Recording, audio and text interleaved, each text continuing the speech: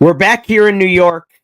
It's time to turn the page to the New England Patriots here. Already in week 3, this season starts going by pretty quickly. Let's get this puppy started here on a Tuesday. Let's roll.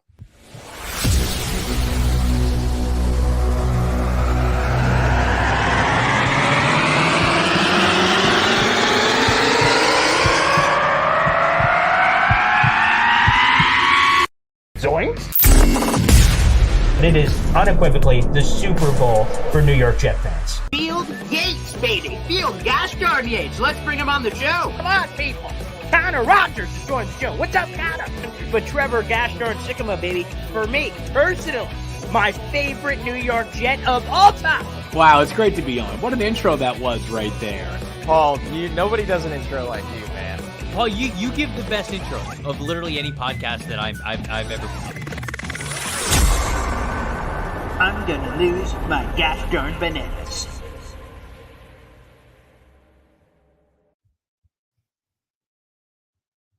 What's poppin', everybody? My name is Paul Liston Jr., a.k.a. Boy Green. I'm the New York Jets digital reporter for Heavy.com. We're streaming live in 3 different places. The Heavy on Jets Facebook page to 37,000 New York Jet fans. YouTube.com/BoyGreen25. And, of course, on Twitter as well, @BoyGreen25. This is Boy Green Daily, a daily New York Jets video show every friggin' day at 7:30 a.m. It is 20 minutes in length, and we have a special guest. He's never joined us on this brand new product. It's actually been a while since we've had him on the channel, but he's a friggin' superstar, the host of the Turn on the Jets podcast, Will gosh darn Parkinson. What's up, Will?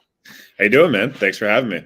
Of course. And, I'm going to be honest. I was like, you know what? Let me get a different picture of Will than I've ever had. And then I hit the old Bing machine, and I'm like, oh, look at that beautiful headshot of you in the Cortland uniform. It may be like, okay, let me go back and get mine just so we have equal representation, from my high school football days. I should have, but nonetheless, what a handsome mug that is, college football superstar Will Parkinson. Yeah, no, that's a throwback right there. Those are the good old days, back at 220. Playing these days. Trying to keep it around there, but we're struggling. Whoa! Give yourself love. When I was reading the profile, 225, young man. Oh yeah, I was probably. You had to add a couple. You always got. Oh yeah, that's what the schools do. Yeah. You had to add a couple. You don't want the other people looking at the roster and getting confused why a tight end's 225. Yeah, and I'm trying to follow the college career because as I was looking it up, I also saw it seemed like a younger picture. Was that Towson? Yeah, I started at Towson and then came back home to New York. So yeah, that was a young 18-year-old Will. It looked it, and then when you got to Cortland, I was like, now there's a man. Okay, I grew into it a little bit. Okay, very nice. Well, Will, I want to get to one topic here first, and we'll officially turn the page to New England Patriots, which has that logo above your head. For those who are watching, we also have the audio-only listeners as well. I'm still kind of befuddled by the Will McDonald decision. Will McDonald, of course, the Jets' first-round pick in April. He was a healthy scratch in the Jets-Cowboys game in week 2. And I've heard it explained by Saleh. I've heard it explained by Robbie Sabo and some of the, the experts of football. And they said that it just made sense with what the Cowboys were presenting and how the Jets did it. So there's a lot of hoopla involved. But, man, I don't know, Will. It just seems like an absolute poor use of resources that the Jets almost – kind of go to Halloween and they're pretending to be the San Francisco 49ers that have this amazing roster. And they obviously have had multiple trips to the NFC Championship game. They've been to the Super Bowl. If they take a first-round pick and they're kind of all over the place with it, active some weeks, inactive as a healthy scratch other weeks, we got to go, well, they're the 49ers. The Jets haven't had a winning season, and they've had one winning season in 12 years. They haven't been to the playoffs in 12 years. Are the Jets in a position to say, well, yeah, we didn't need him this week? Well, you probably could have used that first-round pick in a variety of other positions, potentially, if you're getting all loosey-goosey here. It just doesn't seem to make sense. Yep, I think we might have lost Will there. I'll bring him out and see if we can bring him back in here. Will, do you hear me? All right. We'll see if we can bounce Will out and see if he can come back here, but we'll see if we can get him back here in just a second. But nonetheless, the thing that I do want to continue to add to this conversation, though, is if you're the Jets, there's no way Okay. There's no way that you can have Will McDonald. Okay. You can draft him. You could take him 15th overall. And then you can, I'll just tell Will to jump back in here. Kick in. But there's just no way to me, if you're the New York Jets and you take a player with the number 15 overall pick and you sell to the fans, we've got a plan for this guy.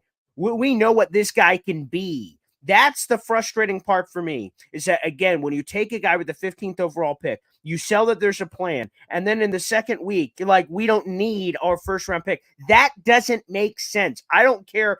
The Salah said they needed to get meatier, quote-unquote, against a run-heavy team or this. There's no funky stuff you could tell me, because look at the other first-round pick. C.J. Stroud, is he having a healthy scratch? Of course not. Or go to other positions. Wide receiver, pass rusher, corner, or any of it. Like Sauce Gardner last year. Was he ever a healthy scratch? No. Garrett Wilson? No. This was the 15th overall pick, man. Anywho, I believe we have Will Parkinson back. So sorry about that. Okay. Yeah. No, look. So I get the concern and the frustration with McDonald, and even Izzy Abikania being inactive. Sure. We saw it a little bit last year. There was some frustration early on in the year with Bryce Huff. It felt like, why is Bryce Huff inactive? He proved himself to be a good enough edge rusher. And then early on in the year, there was a lot of excuses of, we want bigger bodies. It's against the run. And now Huff's obviously kind of earned that role. And we haven't seen him, be a healthy scratch. That better not happen this year, because the Jets defense is significantly better with him on the field. I think I get the frustration with McDonald, right? I think the Jets' philosophy is he was too talented not to take at 15. Obviously, the tackle that they could have theoretically taken at 14, they didn't get. Obviously, we all know that. And I don't think they were ever going to take a wide receiver there. So, and I understand, like, we should take another receiver. I don't think receiver's the problem right now. And they did. At that time, Corey Davis was going to be a part of this team, and they did have Allen Lazard and Hardman. Like there was a lot there, right? So, again, I get that frustration. I think it's hard to have Carl Lawson be a healthy scratch 2 weeks in a row. I think, there's other guys on that defensive line you'd like to see Will McDonald get reps over. I know Solomon Thomas had a really nice game, but obviously, he's an interior guy, so that probably doesn't make sense. And then from an edge perspective, again, Michael Clemens is kind of that, like, can do it all type of guy. So that's why he kind of probably gets the nod over McDonald. Obviously, McDonald's a way better pass rusher than Clemens is on the face of it, but Clemens does a little bit of both. I just think they're in a spot where they know they're going to lose Lawson after the year. You hope they don't lose Bryce Huff, but there's a possibility Bryce Huff gets paid big money elsewhere. I think he'll end up being here. I'm not sure that it's such a guarantee he's going to be gone. I know he loves being here for a fact. So I think it was kind of draft talent, and if he works and he can contribute this year, that's great. You always need depth, and then next year he takes over, and him, Jermaine Johnson, Bryce Huff, and JFM kind of round out that core edge group. So again, I understand the frustration. I just think that fans, and I get the frustration too, because he played a week ago. The pass rush was awesome, and they play against Dallas. They get half the amount of pressures. They obviously get 1 sack as opposed to 5 a week ago, and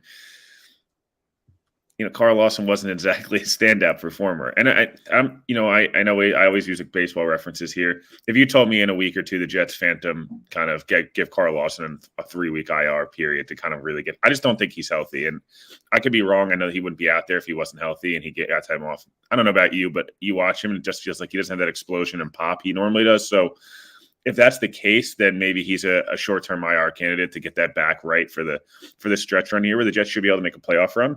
And maybe get Will McDonald back and getting, 10, 12 reps a game, letting him kind of slowly start to contribute and work his way into a big-time role in 2024. Yeah, we'll see what that looks like. Again, I see the people saying, Paul, you're an idiot. How do you not understand? No, I literally understand. No, he understands. No, I get it. 100%. We're all on the same page. I understand what they're saying. I'm just saying, no matter what kerfluffle you can throw on the table to explain to me why you did it, there should be no, a first-round pick is supposed to be a pillar of your organization. They're supposed to be an immediate starter, an immediate contributor. And again, I was cool with taking the pass rusher at the time, but even back then, I never foresaw any week where he would be a healthy scratch, despite all the names they have. Whether, again, you mentioned Carl Lawson or Michael Clemens or Solomon Thomas, I don't know. They make the decisions. I mean, I can throw names out there, but I don't know. They've also been interesting. They've taken it slow with these young guys, and I don't know if that's I understand. Jermaine too. They took it slow with Jermaine. Jermaine barely played last year. Even Garrett Wilson, it took a week or two to get Brees Hall as well. Yeah. Brees Hall, even Ruckert last year barely, touched the field. I know he had the foot injury, but he barely touched the field. It feels like other than Sauce and and Mekhi Becton, the last this litany of Jets rookies. I know Zach started. AVT, it felt like had to really work his way in there as a rookie. There's just I understand the thought process, but I'm actually, we talk about McDonald and maybe an Izzy. Like, I'm more frustrated with some of these a couple of the year two guys, specifically Jeremy Ruckert, not playing way more than CJ Uzomah. Like, that to me is an easy fix. I said it on my show, and I said it on somewhere else yesterday. The three quick fixes are Tittman over McGovern. It's an easy fix. McGovern won't be there next year, right? He's a veteran. He's a below-paid guy. It's not like you're ruining the locker room. There's nothing there that doesn't make any sense. Tittman's floor is just the same, and his ceiling is way higher. So get him in there. Who knows, right? He's got Chris Jones. They got Chris Jones coming in a week, Fletcher Cox, and stuff like that coming in 3 weeks. You might as well get these guys ready now. And it's not like Rodgers. Rodgers wanted the veteran center likely. You don't have to worry about that now, right? Zach doesn't get to choose his center. That's not the way these things roll. So Tittman over him is an easy fix. I think Ruckert over CJ Uzomah, and again, easy fix. Uzomah likely won't be here next year. Ruckert's their best blocking tight end. Him and Conklin's a really nice duo. They do both things well. I think those are two just easy, quick fixes that you look at this team and like that and McCole Hardman over Randall Cobb is just flip-flopping those reps. Like, I don't think those are anything that is going to upset the locker room. I don't think that's something that upsets, this guy's high paid, we can't do this. I don't feel like any of those things happen. And then, Jermaine Johnson continuing to get more reps than Carl Lawson. Again, I think those are all just easy fixes and things that make you better now and make you better so that, let's say the Jets make, which I think me and you both kind of are on the same page of, go make that 6th or 7th wild card, win 9 or 10 games, get playoff experience. Anything can happen. And then next year you make the Super Bowl run with a playoff-ready team, right? This isn't just like hopes and expectations. It's like we've already been a playoff team without Aaron Rodgers. Now we're a Super Bowl contender. And all these young guys have experience. They have playoff experience. They have big game experience. They're a year better. I think that all makes just too much sense to me, especially with these other guys, the veterans that, not that they're bad players, but maybe they're in more of just a contributor role as opposed to a starter or big time level role at this point. Again, we're speaking with Will Parkinson, the host of the Turn on the Jets podcast here on the program. Will, I was there at the game. It was cool. What an amazing experience that is. And I saw the offensive line up close and personal. I mean, Dwayne Brown was beaten with a rusty wrench. That was hard to watch. But I'm sure Micah Parsons would have done that to anyone. So that's where I guess my mind kind of goes. It sounds like Robert Saleh, I don't want to say made excuses, but he seemed to kind of not consider the offensive line a major problem at this point. Would you stick with this group? They haven't really practiced or gamed a lot together, obviously. How long of the leash would you give before you start making dramatic changes outside of your center suggestion, like Mekhi to left and AVT to tackle or this or that? Like, when are you willing to make those moves? Should it be sooner rather than later? What are your thoughts? Yeah, so I'd probably give Dwayne Brown another week or two. I just think I look at him and say, 38-year-old coming off major shoulder surgery, didn't practice a lick during camp. Frankly, doesn't really practice during the week. So a guy getting himself into game shape there. I know he was putrid, on Sunday. I understand. I think Dwayne Brown would admit it, be the first to admit it. And sometimes these guys you stop being awesome, right? Like it's tough. So, that's all true. I'd like to give him another week or two. I'd like to give him a little bit of tight end help. Maybe it's a Ruckert tripping him with some 12 personnel or kind of just giving him a little bit of help and see if he can kind of snaps back into it. If he doesn't snap back into it and it's done, right, after the next 2 weeks, it's done. And there's nothing you can do about it. And unfortunately, it's probably a guy. Luckily, the Jets have an in-house replacement for him and number 77 that you can move to left tackle. If that's the case, I think you move Tittman into McGovern's role now. I think you see how that goes. Can that help Laken Tomlinson play a little better, who actually was a little bit better than he had played in week 1. So I'll give him some credit there. I actually thought AVT struggled more than Lincoln Tomlinson, which Crazy. was shocking. But right guard, you have some in-house guys, whether it's a Wes Schweitzer. You can move McGovern to guard if you wanted to. You could move Tippmann to guard theoretically. I just feel like the center position, like McGovern was the worst player on the Jets team on Sunday. It's like really hard to like make that. There's no reason for it.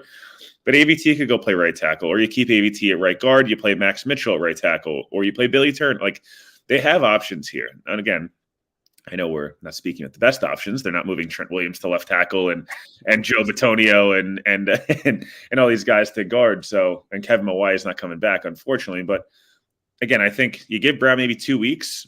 You see how he does against New England. New England's going to blitz a ton. Can you use Jeremy Ruckert as that kind of quasi fullback tight end role, and then he can always be the safety blanket for Zach. Like you saw it last night a couple times actually. In the what the Saints did with their offense was struggling in pass pro. They used Foster Moreau as basically chip, give Derek Carr an extra second or two, and he kind of just like stood there 2-3 yards over the line of scrimmage. And just because he's 260 pounds, he fell 2 or 3 yards forward. And it's like, oh, there's 6 yards and not a sack. And like, Derek built some confidence, right? Derek Carr was horrendous last night. But, for the Jets with Zach, like, again, and this is a type of game in New England where can you get Zach some easy completions early on? Can you make the Patriots say, we can't just blitz the crap out of you and like the whole time? And that's what they're going to do. And the reason that the Miami had so much success, on Sunday night was Tua didn't try to force. I know he had the one time he forced it, and it was obviously a horrible throw and got picked. But the rest of the time, if you notice, Tua was like, I'll check it down. Okay, you're going to give me 6 yards. We're just going to do this every time. That's what Dallas did. A lot of these defenses now are like asking you to be impatient. The Jets defense is almost better than anybody. Dallas wasn't impatient. You were at the game. You saw it. Dak said, okay, sure. I'll take the 5 yards, 5 yards, 5 yards, 5. I think 28 of Dak's 35 throws were under 10 yards. But he just took them, right? So can the Jets do something similar? It would help the offensive line. It eases some pressure there.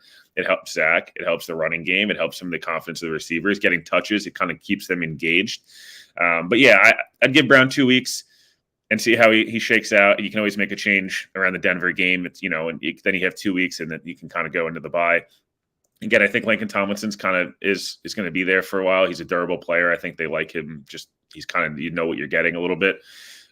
Again, Tippmann I'd put at center, and then right guard and at right tackle. I'd like to see, obviously you'd move Becton to left probably and AVT to right tackle. I don't think they move AVT left tackle and Becton unless Becton loves right tackle. I don't know, but that could be. Yeah. I think you'd want to. I think you'd want to probably keep AVT and Becton together, right? I think they run game wise, it makes a lot of sense. So, that's although they didn't run to that side anyway. Yeah, so I think they ran 2 times, and they were both 6 or 8 yard runs. That was their best 2 rushes of the game.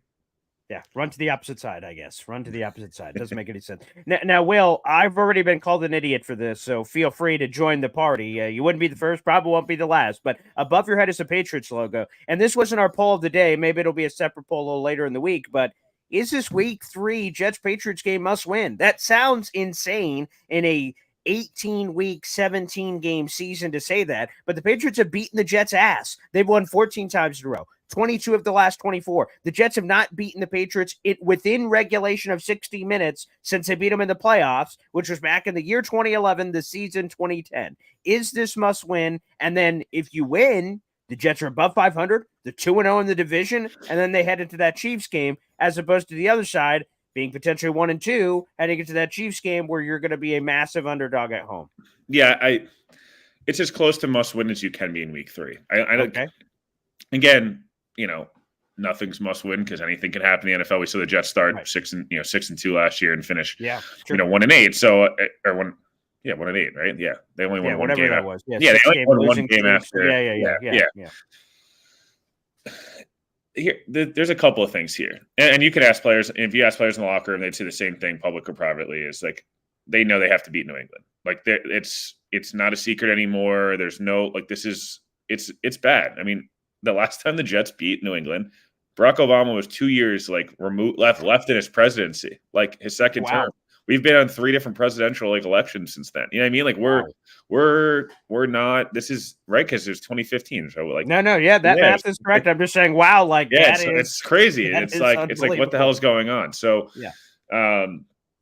there's that whole aspect. I think for your quarterback, I think no matter you want to talk about confidence, the only confidence that Zach Wilson is going to get is beating the Patriots. It's the one team that like That's true. I don't know what's he had. He had 3 or 4 his rookie year in that first game. He had 3. And I don't know how many. Did he have any in the last game? It was just, I know he was terrible, but the 10-3 game. No, whatever. actually, I don't think so. Yeah, wait a minute. He's 6 or 7 interceptions in 3 games against them. He basically lost his job and job as a starter in the NFL because of the Patriots, right? And 7 of his 20 picks or whatever are the Patriots. Right, it's horrible, right? Those were all in 2 games, and 2 of those are home games.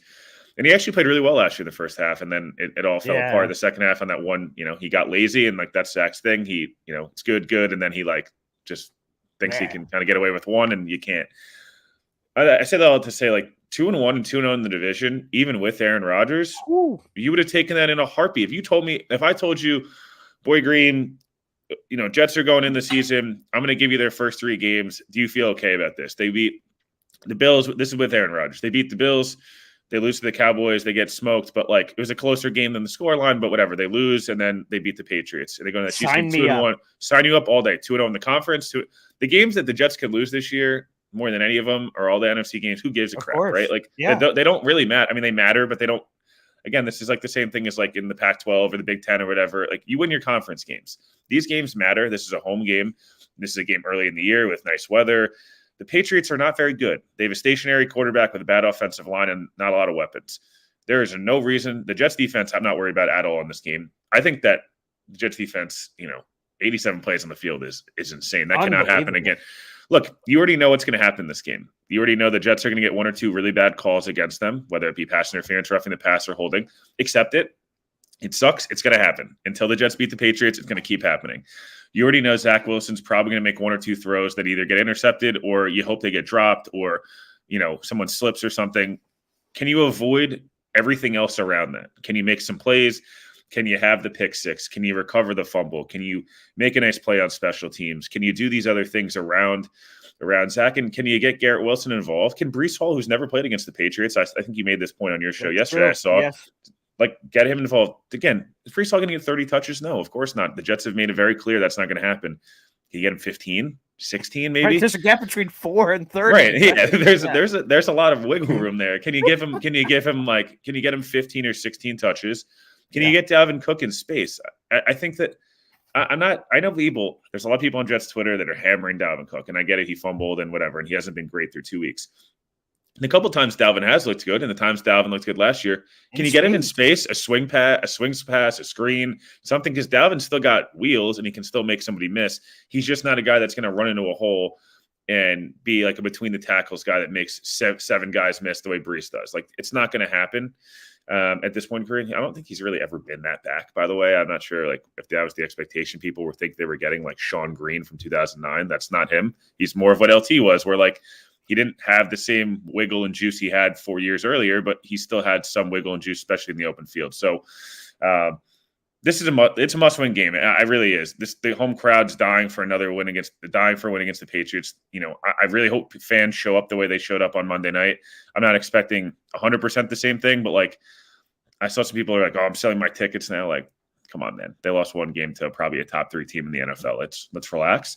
But yeah, look, you have to beat the Patriots. You have to slay the dragon at some point. This has to happen. And like, if anything happens this year and the Jets win it 7 games again, like please beat the Patriots twice. Like, get it over with. Please get it over with, right? And I think this goes a huge way. Then it means, wow, you now have a tiebreak. You have the tiebreaker against Buffalo and New England in your own division already, right? Like that's a huge thing, knowing that you don't have that you can go on the road to those teams, and a win's great, but like you're not pressed into like this is a must win in week 15 in New England. Like you don't want to be in that situation. So again, should the Jets fear anything on New England? I guess you fear Belichick getting in Zach's head, but like as an offense, and I know I'm rambling here a little bit, but the one thing that I really would like to see the Jets do on Sunday, they need to do this going forward, dumbing down the game plan and being a little more conservative to get Zach out of mistakes is totally understandable. I get it. The one thing I don't want to see happen though is be predictable. That's where you got to be cautious. Can you get a speed sweep to McCole Hardman? Can you roll the pocket out a few times? Can you run a screen? Can you run a tight end screen? Or just like little things of, can you run some motion? Get things kind of moving, and maybe you start the game, go no huddle. I don't know. First drive, young quarterbacks always succeed better when they've less time to think and they just kind Zach of didn't really do well in the Right. 2-minute drill at the end of Yeah. the first half. Yeah. Yeah, you know, all these players say they love Hackett, they trust him. And I know Nathaniel Hackett's kind of, you know, he's made orange juice out of oranges with Blake Bortles and stuff in the past. Yeah. You know, again, it doesn't need to be just like line up like, hey guys, guess what we're gonna do? We're gonna run power to the right, power to the left, and Zach's gonna drop back on 3rd and 12. Like it doesn't need to be that. It can be a lot more of that can happen, but different formations, different personnel, just all these different things. Try to like kind of mess with coaches. You know, you can run the same play in 20 different formations and 20 different, you know, personnel groups. They kind of just got to get back to that a little bit. I felt like even the Buffalo game, you know, they had saw some success running off the right side, and it was just like, we're just going to keep doing it. Like, yeah, I get that, but like, you can also change it up a little bit of backs or one out of shotgun, sometimes out of under center. You know what I mean? Like, just do some different things, get Zach involved, and I think you win this game. And I actually don't think the Jets should be in a good spot here. Like they really should. The team's fired up. The defense fired up. They're at home. The Patriots are, you know, must win for them too. But I don't know. The Patriots were in a must win thing last time and didn't look very good. The Jets basically handed them 2 wins last year. So can't really happen again. That's a good point. So that's just where I want to end on those two things. First off, you mentioned all the Jets things, right? 2-1, 2-0 in the division. The Patriots could go to 0-3. You could give again, it's not a kill shot. It's September 19th today, but it's a punch right in the face. So they fall on their back and they're 0-3. And the Patriots, I'll be talking to this with my Patriots people this week. We have Taylor Kyles on the show tomorrow. That'll be fun. But like, you know, the Patriots been, wow, we've really been in the conversation. Like, what kind of losers mentality? We've been in it. Like, you're freaking 0-2, pal. What a weird new Patriots world we're in. But they have a chance to drop them to 0-3. And I want to ask you, just right now at this point here on Tuesday, what is your confidence level that the Jets will conquer those demons, that they will slay the dragon, so to speak, right now with everything we know? 7.5. Okay, nice. That's I'd be at a 10 if yeah, I'll go 7.5. You never know. Yeah, of course. It kind of feels like this is a Jets 20 to 10 win. They turned Mac over 2 or 3 times. They run the football well. Beautiful. Brees Hall looks good, and Zach Wilson goes like 17 of 29, but like 170 yards, a touchdown, no picks. You know, like nothing special at all. Nothing that gives you any like real confidence. But the real confidence is played a clean game and they got to win against the Patriots, and then you go into the Chiefs game and you're kind of playing with house money. They're flying in on a short week. You're 2-1. It's on Sunday Night Football, and that's all great. You're at home. You're at home. The Chiefs' offensive line doesn't look very good, and you just go, "Hey, who knows?" Because like YOLO. Yeah, exactly. That's literally what it comes down to. So, I just break the drought. Just break the drought and get to 2-1. It's all that matters. Beautiful. Yes. And the drought for the love of everything that's holy. I have too many New England people in my family. It's annoying. It's disgusting. We need to end it immediately. Well, before we get out of here, plug everything you got going on this week on the TOJ pod. Yeah, had a pod episode last night. It's quick 15, 20 minutes. So just on, recapping what went right, what went wrong on Sunday. Obviously, there's a lot more that went wrong, but I try to highlight some of the positives as always because, not everything in life is so negative.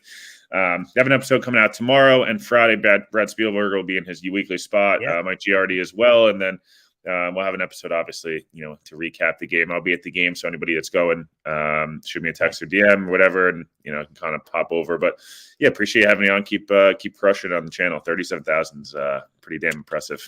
Not too shabby. Flex on it, baby. Flex on. Well, we got Cortland superstar Will Parkinson joining the show. Obviously, we got to roll out the red carpet. Hopefully it's a green carpet, hopefully on Sunday, and it will be. Will made it on Twitter, everybody, or X, or whatever the hell it is. Fans, you got to be there for this. Make it that crazy. Why can't you make it the same atmosphere it was for week 1? I get Aaron Rodgers isn't there. Maybe his OB1 spirit will be there. I don't know when he's getting cleared to travel, but for Pete's sake, people, it's time to end the drought. Make it this raucous atmosphere. That looked wild in week 1. Let's try to make that happen in week 3. That'd be pretty cool. Will, thanks for joining us, and thanks everybody for tuning in. We'll see you tomorrow morning for Boy Green Daily at 7:30. Take care.